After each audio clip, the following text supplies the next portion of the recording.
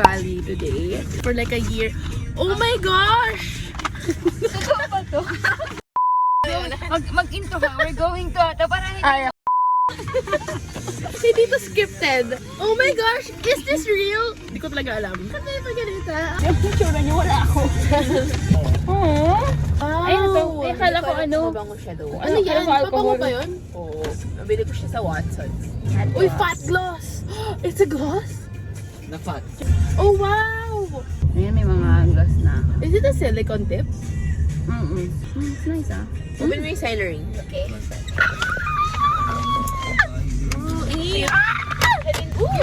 Lavender. Oh wow, it smells like a room. I know, right? Actually. Ay, why my face mask din? Are you trying to say something? Ah, there's a lippy. It's a fat gloss in the shade Sugar Baby. Magugustuhan mo yung shade. I know. Because I know you so much. Oh! Oh! It's sparkling! It's a new shade. Oh! It's just ano lang. Yung Like a shade- topper. Oo. Oh my gosh! Thank you so much! Thank you! Yay! Pero Hi, pwede guys. gawin art. Parang po yung sa Baguio vlog na puro tayo. Sila na naman kasama ko. Siyempre, pamilya ko sila. Dito kami sa Novali. We're having our year-end siblings day. Hi, Lex! Hi! Then you will pull up the water sensor.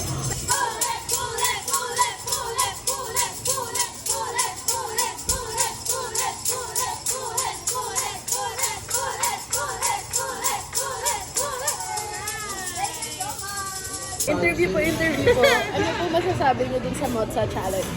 Malamig yung mozzarella, dapat mas mainit pa. Hindi ganun kahaba yung pool. So, pre-dessert. Ano masasabi mo sa Mozzarella Challenge game? Dapat libre na lang yung mozzarella. You know, right? Kasi that's why we agreed to it. Kasi nga, kala namin free yung mozzarella. But, ang free niya is yung dessert. This is potato skin, mozzarella sticks, and then the meat platter, the 3-meat platter.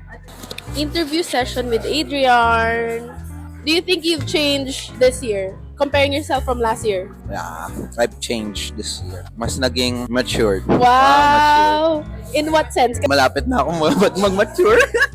So, premature ka ba?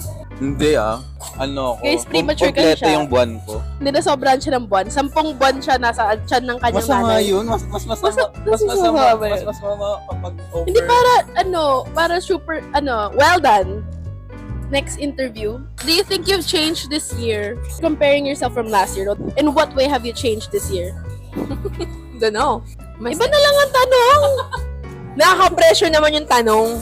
Okay, let me rephrase the question na lang. What is your favorite month for the year 2025? Summer, June.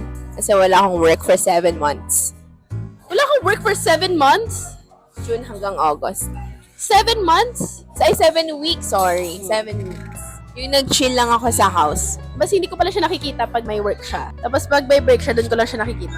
Mind you, we live under the same roof.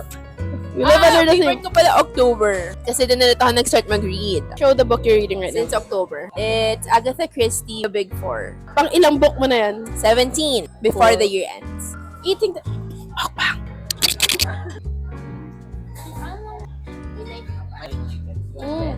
It's like a yogurt dip. It's sour cream.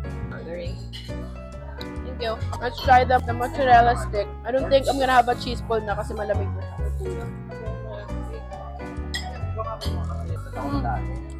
That's good. Let's try the chicken. Sauce niya for ribs. Good. Free dessert. Thank you for being the sacrifice. What is it? Mango cheesecake.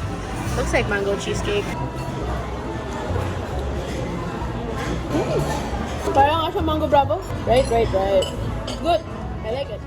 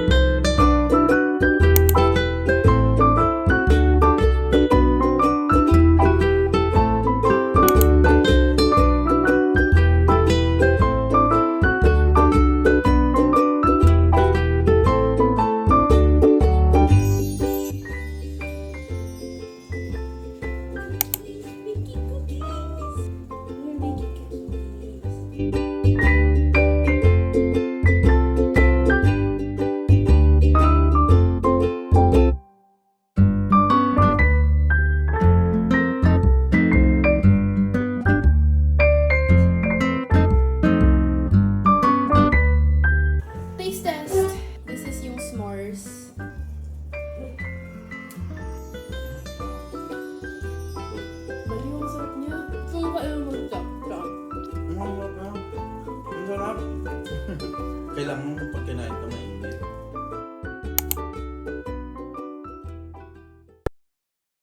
Hi guys, so today is New Year's Eve. I just finished getting ready and I went for quite a bold lip color for tonight.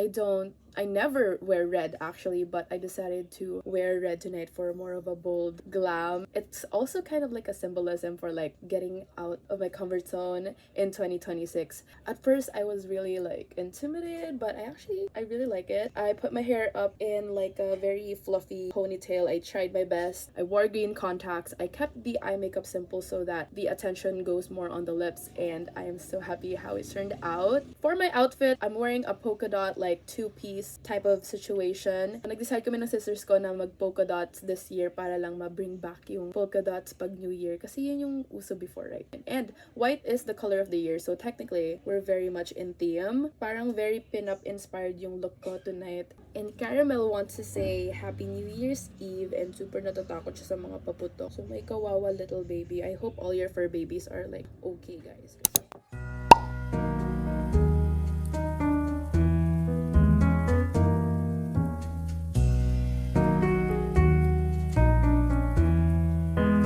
Say hello. Hello to my vlog. Hello. Wala mo lang. Are you both mute? Hello. Hello. Ikaw din, hello ka din. Ang nagluto. Hello. Yan, mga nonchalant yung mga kasama ko ngayon, guys. First, kain serio. Oh, tonight. Kasi hindi ko masyado. Lumpia. Staple.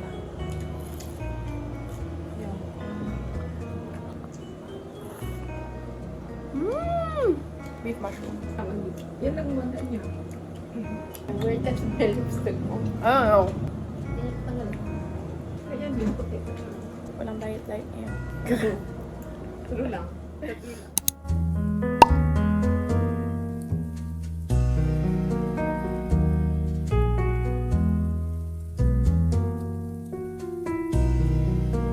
Merry Christmas, Happy New Year, Happy Birthday, Happy Chinese New Year, Happy Valentine's, Happy Halloween, Happy Birthday! Round 2, kakain na naman kami. Ako pala. Kakain ulit kami dito kami nila Kuya Mark. Good job, Kuya Mark. Wala, may something wala dito. Ito yung gawang clam chowder ni Kuya Mark. Sarap sa kanina mainit. Parang lasa siyang clam May chowder na. na may chowder. Bakit ikaw? Ba't ganyan yung mukha mo? Hinanap yung plate. Actually, busog pa talaga ako kasi nga, Yay! More for me! More for me! o yung kinain namin na pagkain ni Tisin kanina. So, kakain ako ng steak. Medium well. Tama! Try natin yung shrimp tempura roll. Oh my God!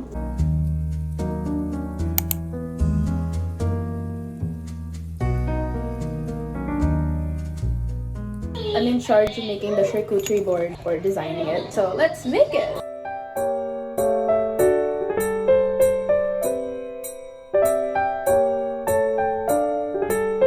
Eh, Brian, sabihin mo sa akin ko 12 na. Tignan mo yung oras, please. Kalmahan mo! Happy New Year!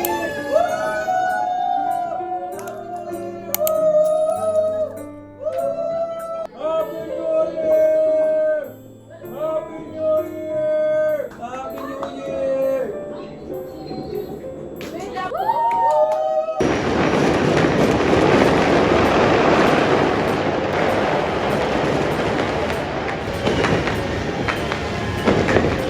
Happy New Year! Happy New Year! Woo!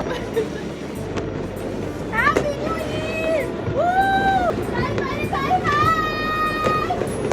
Happy New Year!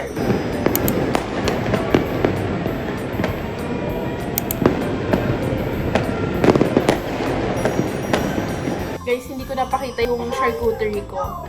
Nabawasan na siya. So, try natin yung charcuterie. Ritz cracker. And then there's a flour. Let's put cheese in it. Nabusog ako dun sa sa 12 grapes ko. Don't have trains in Dubai. Cheers! You know what this calls for?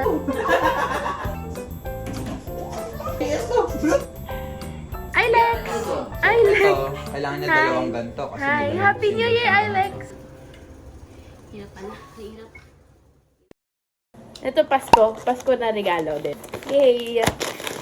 Oh! Okay. Oh, wow. Yay! Thank you. Yay, may ampaw ako.